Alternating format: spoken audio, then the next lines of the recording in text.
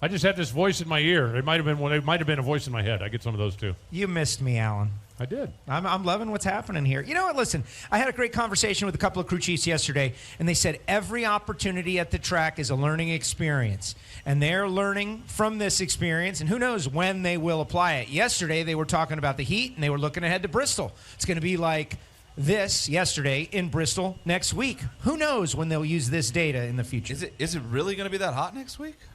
Yeah, sometimes you learn what not to do. All right, we got one more pair in the Too Fast, Too Tasty Challenge. All right, here we go. Racing for real on the left-hand side of the racetrack. Driver for Skag. He won it last week out there at Route 66 Raceway. He's coming at you. It's Tim Wilkerson. Ladies and gentlemen, he is the winningest drag racer of all time. It is the 16-time Funny Car World Champion, John Force. Tim Wilkerson trying to spend old 16 time back to the trailer again for the folks at Skag, Levi, Ray, and Shalp, Summit Racing Equipment, now part of the Wilkerson Maynard Racing with Joe and Kathy. Jumping on board and infusing a little extra capital into that team. Tim Wilkerson.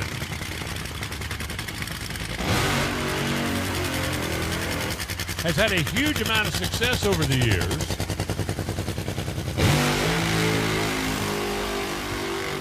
And even though he certainly had some solid funding and some help from Dick Levi and LRS, he never really had the full tilt budget that some of the big teams have. He has that now. I love what he said at the beginning of the year when they asked him, what's the difference? And he said, now I have no excuses. I got to get out and get it done. And John Force has no excuses, has made no excuses, has had a heck of a career, and he's still out there knocking them down, even though he just celebrated a birthday a couple of weeks ago.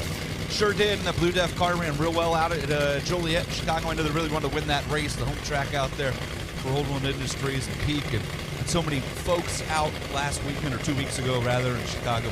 These two have had a heck of a history racing each other in nitro funny cars. I know Tim Wilkerson's win was awfully popular 2 weeks ago. I think that also was kind of a big stress relieving moment for Tim and Richard Hartman down there. Like you said, Alan, they've lost the excuses essentially in their mind. Skag has come in. Joe Maynard has come in. They have the parts, the pieces, the money they've never had before.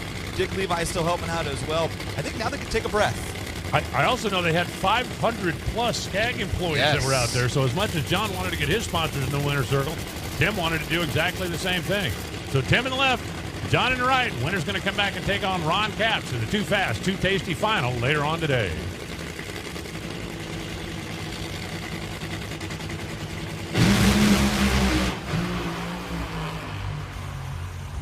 And John crosses the center line. Tim Wilkerson will run for the cash.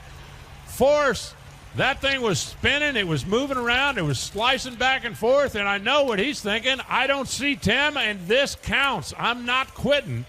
Well, it wagged the tail and went over, and it knocked out those finish line blocks. Take another look.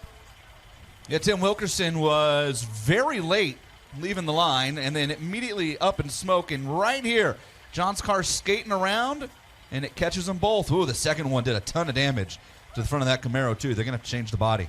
Yep, knocked a tooth out down there at the finish line. The center line or touching a block is a DQ for the run.